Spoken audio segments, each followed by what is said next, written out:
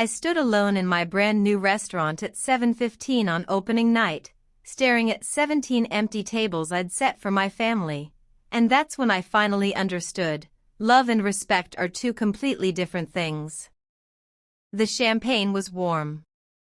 The appetizers were plated. And my phone had exactly one text message from my mother that said, "Can't make it tonight. Your brother got promoted. We're all at his celebration dinner. So proud of him. Not sorry. Not congratulations on your restaurant. Just can't make it." And in that moment, standing in the dining room I'd spent 3 years building from nothing, I made a decision that would change everything. Let me take you back so you understand how I got here. My name is Emma, and I'm 32 years old. I grew up in Portland, Oregon, in a family where my older brother Tyler was the son and I was just there. Tyler played varsity football. Tyler got into business school. Tyler landed a corporate job in finance right out of college. Every family dinner was a Tyler update. Every holiday card featured Tyler's latest achievement. Me? I worked double shifts at a diner through community college. I took out loans. I saved every single dollar for 10 years while working my way up from dishwasher to line cook to sous chef. I learned the restaurant business from the ground up, the real way, not the business school way. When I finally told my family I was opening my own restaurant, my father looked up from his newspaper and said, "That's nice, honey. Tyler just closed $1 million deal." My mother patted my hand and said, "Restaurants fail all the time, sweetheart. Maybe you should get a stable job like your brother." If this hits home, tell me where you're watching from. I want to know I'm not alone in this. But I kept going. I found a small space in downtown Seattle, a beautiful corner location with big windows and exposed brick. I named it Ember because I wanted it to feel warm, intimate, alive. I designed every detail myself, the menus, the lighting, the playlist. I hired a small team. I tested recipes for months. And through it all, my family asked me about it exactly twice. Tyler, meanwhile, got promoted to senior analyst. My parents threw him a surprise party at a country club. 70 people attended. I was there, of course. I'm always there for Tyler. Finally, 3 weeks before my grand opening, I sent formal invitations to my entire family. Not just my parents and Tyler, my aunts, uncles, cousins, my grandmother. 23 people total. The invitation was printed on thick cardstock with gold lettering. It said, "You're invited to the grand opening of Ember Restaurant. Join me in celebrating a dream 10 years in the making." I included the date, the time, the address. I even printed a small note on the back, "This night means everything to me. I hope to see you there." I hand-delivered them to my parents' house one Sunday afternoon. My mother put them on the kitchen counter and said, "We'll see, honey. You know how busy we are." Tyler didn't even look up from his phone. But I told myself it would be fine. This was different. This was my grand opening. This was a once-in-a-lifetime night. They'd show up. They had to. I reserved an entire section of the restaurant for them, the best tables, right by the windows. I created a special tasting menu just for my family, all my best dishes, paired wines, everything. I even hired a photographer to capture the moment. I wanted proof. I wanted one night where I was the center of attention, where my family looked at me the way they looked at Tyler. Opening day arrived. I got to the restaurant at 6 in the morning. My hands were shaking as I prepped the kitchen. My head chef, Marco, kept telling me to breathe. The front-of-house manager, Lisa, squeezed my shoulder and said, "Tonight's your night, boss." We opened to the public at 6. By 6:30, the restaurant was three-quarters full with paying customers, friends, neighbors, food bloggers, people who'd seen our social media. The energy was electric. Orders were flowing. The kitchen was humming. But the family tables? Empty. At 7, I checked my phone. Nothing. At 7:15, the text from my mother came through. I read it 3 times. Then I walked into the walk-in cooler and stood there in the cold for 5 minutes, just breathing. When I came out, Lisa was waiting. "They're not coming, are they?" I shook my head. She hugged me hard and said, "Then let's make this the best night anyway. Fill those tables." Comment if you've ever felt this kind of betrayal, when the people who should celebrate you the most just don't. We gave away the family tables to walk-ins. The night was a success, every table full, incredible reviews, customers asking for reservations. By midnight, I was exhausted but proud. I'd done it. Even without them, I'd done it. The next morning, I woke up to 17 Instagram notifications. My entire family had posted photos from Tyler's promotion party. It wasn't just dinner. It was a full event at an upscale steakhouse downtown, the kind of place with valet parking and a private room. There were balloons. A cake. A banner that said, "Congratulations, Tyler." My mother's post said, "So proud of our son. Nothing makes us happier than watching him succeed." My father's post, "Tyler makes us proud every single day." Here's to the next chapter. Aunts, uncles, cousins, everyone had posted. Everyone had been there. And not one of them mentioned me. Not one of them said, "Sorry we missed Emma's opening." I scrolled through the photos with my coffee going cold in my hand. There was Tyler, grinning in a suit, holding a glass of champagne. There were my parents, beaming on either side of him. And there, in the background of one photo, was my grandmother. The woman who used to braid my hair when I was little. The woman who told me I could do anything. She'd chosen Tyler's party too. I called my mother that afternoon. "Hi, honey," she said, cheerful as ever. "How was your little restaurant thing?" My little restaurant thing. "It was my grand opening," I said quietly. "You said you'd try to be there." "Oh, Emma, you know we wanted to, but Tyler's promotion was announced last minute and we had to celebrate. You understand, right? Family first.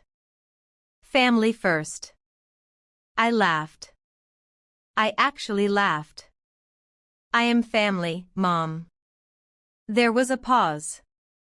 Then, "Don't be dramatic. We'll come by sometime soon. Tyler says the restaurant scene in Seattle is very competitive. Are you sure you'll stay open?" I hung up. I blocked out the rest of the day and drove to my parents' house in Portland, 2.5 hours each way. I needed to say this in person. When I arrived, they were having coffee in the kitchen. Tyler was there too, scrolling through his phone. "Emma," my mother said. "What a surprise. Want some coffee? Why didn't you come?" I asked. My father frowned. "Come where?" "My grand opening. 3 weeks' notice. Formal invitations. I reserved an entire section for you." My mother sighed. "Emma, we already explained this. Tyler's party was important. And mine wasn't?" Tyler finally looked up. "Come on, Emma. It's not a competition." "You're right," I said. "It's not a competition. Because you'd actually have to acknowledge I exist for it to be a competition. Tap like if you've ever been the invisible child. If you've ever fought for scraps of attention while someone else got the whole meal. My father stood up. You're being unfair. We've supported you. Have you? I asked. Name one dish on my menu. Name one thing about my restaurant that isn't the fact that it might fail. Silence. That's what I thought, I said. I left without another word. On the drive back to Seattle, something shifted in me. I stopped being sad. I stopped being hurt. I got angry. Not screaming angry, cold, clear, focused angry. They didn't respect me. They never had. And I'd spent 32 years begging for something they were never going to give. So I decided to stop begging. I threw myself into Ember. Every single day for the next 6 months, I worked 16-hour shifts. I perfected the menu. I built relationships with food critics. I hosted special events. I created a loyalty program. I trained my staff to make every customer feel like family, the kind of family I'd always wanted. And the restaurant exploded. Within 3 months, we had a waiting list. Within 6 months, we were featured in Seattle Magazine as one of the top 10 new restaurants in the city. Food bloggers came from across the state. A local news station did a segment on us. But I didn't tell my family. I didn't send them articles. I didn't invite them to visit. When my mother texted asking how the restaurant was doing, I said, fine. When Tyler called once, to say he might visit Seattle for work, I said, let me know. We're pretty booked. I stopped going to family events. Thanksgiving? I worked. Christmas? I hosted an Ember holiday dinner for regulars who didn't have family. Tyler's birthday? I sent a card. That's it. My mother left a voicemail, Emma, you're being childish. You're part of this family. But I wasn't. Not really. I'd been an accessory. A side character. And I was done auditioning for a role I was never going to get. When Tyler needed something. 8 months after my opening, Tyler called. Not texted, called. Hey, Emma. Long time. Yeah, I said. Listen, I have a favor to ask. I'm trying to close a huge deal with a client who's really into the Seattle food scene. I saw Ember got some press. Could you get us a reservation? Maybe a private table? It would really help me out. I let the silence stretch. Emma? You there? I'm here, I said. You want a reservation at my restaurant? Yeah. For next Friday. Around 7. Can you make that happen? I smiled. Sure, Tyler. I can make that happen. I didn't just give Tyler a reservation. I gave him the full Ember experience. I told him we'd close a private section for him and his client, the same section I'd reserved for my family on opening night. I told him we'd prepare a custom tasting menu. I told him it would be on the house as a gift. Tyler was thrilled. You're the best, Emma. I owe you. You really do, I said. Then I made some calls. I reached out to the food critic from Seattle Magazine who'd written a glowing review of Ember. I invited her to dine the same night as Tyler, coincidentally at the table right next to the private section. I contacted the local news station that had featured us and mentioned I had an interesting family story if they wanted a follow-up segment. I called my parents and said, Tyler's coming to Ember on Friday for an important business dinner. I thought you might want to be there to support him. I have a table available." My mother gasped. "Oh, Emma. We'd love to. Finally, we get to see your restaurant. Finally. After 8 months. But only because Tyler would be there." "Great," I said. "See you Friday. Subscribe if you want to see how this plays out. Trust me, you won't want to miss what happens next." Friday arrived. The restaurant was fully booked, as usual. Tyler came in at 7 sharp with his client, a middle-aged man in an expensive suit. My parents arrived 10 minutes later, dressed like they were going to a gala. They hugged Tyler first. Then my mother air-kissed me and said, "This is lovely, honey. So cozy. Cozy. Like I'd opened a coffee shop." I seated them at a table with a perfect view of Tyler's private section, but not with him. They'd have to watch from a distance. My mother looked confused but didn't say anything. The food critic was already seated at the adjacent table, notepad out. The news crew was set up discreetly in the corner, filming a night in the life segment. And I was in complete control. I personally served Tyler's table. I presented each course with detailed explanations of the ingredients, the techniques, the inspiration. I was professional, polished, passionate. Tyler's client was genuinely impressed. "This is incredible," the client said. "You're the owner?" "I am," I said. "Self-taught?" "Worked my way up from washing dishes." The client turned to Tyler. "Your sister's a genius. You must be so proud." Tyler smiled tightly. "Yeah. Super proud."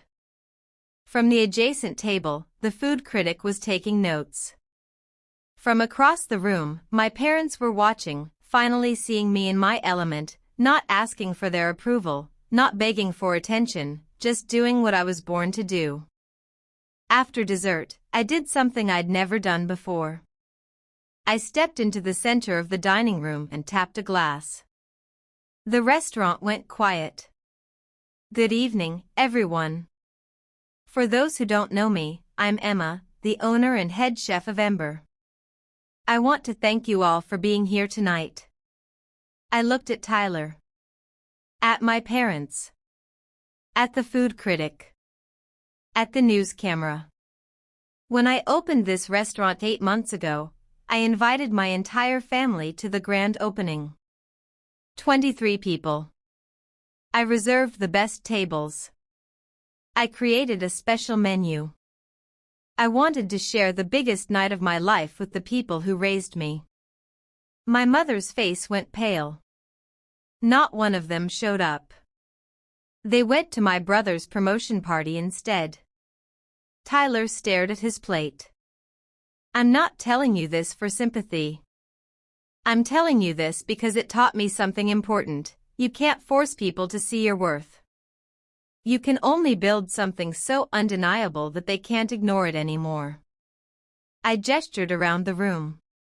"This restaurant is that thing. It's booked solid for the next 3 months. It's been featured in Seattle Magazine, on the local news, in food blogs across the state. And I built it without anyone's help. Without anyone's belief. Just me, my team, and a dream I refused to let die." The room erupted in applause. The food critic was scribbling furiously. The news camera was locked on me. And my family? They were frozen. If you've ever had to prove yourself to people who should have believed in you from the start, leave a comment. I see you. I am you. After the restaurant closed that night, my family waited outside. My mother approached first. "Emma, why would you say all that in front of everyone?" "Because it's true," I said. You humiliated us, my father said. No, I said. I told my story. If you feel humiliated, that's because you know what you did. Tyler stepped forward. You ruined my client dinner. Your client loved it, I said. He just posted a 5-star review on Yelp and said he wants to bring his entire company here for an event. I'd say I helped you close that deal. Tyler didn't have a response. My mother tried a different approach. We love you, Emma. We always have. Maybe, I said. But you never respected me. And I don't need your love if it doesn't come with respect. I walked past them to my car. My mother called after me, what do you want from us? I turned back. Nothing anymore. That's the point. In the weeks that followed, the story spread. The news segment aired. The food critic wrote a follow-up piece titled The Chef Who Built Success from Silence.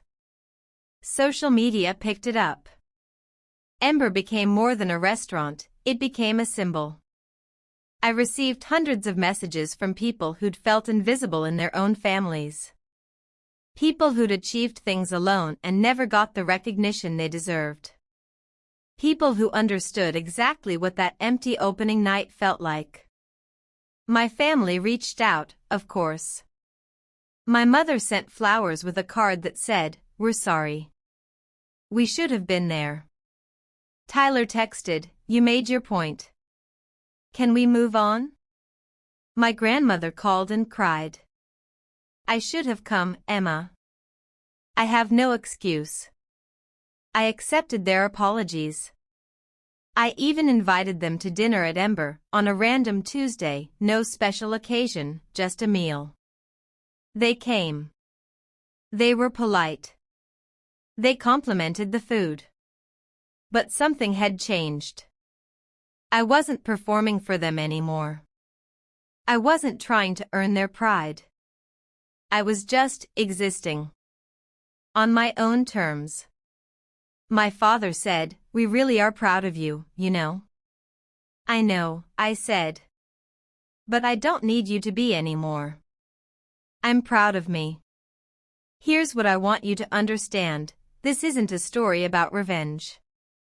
It's a story about realization. I spent 32 years waiting for my family to see me. I thought if I worked hard enough, achieved enough, proved enough, they'd finally give me the attention they gave my brother so easily. But the truth is, some people will never see you the way you deserve to be seen. And that's not your failure, it's theirs. The moment I stopped begging for their respect and started building a life worthy of my own respect, everything changed. I didn't need their validation to succeed. I just needed to believe in myself enough to try. Opening Ember was the scariest thing I ever did. Doing it alone was even scarier. But standing in that restaurant on opening night with 17 empty tables taught me more than any full house ever could. I am enough. Even when no one shows up. Even when no one cheers. I am enough. And if you're the invisible child, the overlooked sibling, the person whose achievements are always footnotes to someone else's headlines, hear me when I say this, you are enough too. Build your dream. Not because they're watching. Build it because you believe in it. Subscribe for more stories like this one. And if this story hit home, drop a comment telling me about your dream, the one you're building even when no one's watching. I want to hear it. I believe in it. And I'm cheering for you.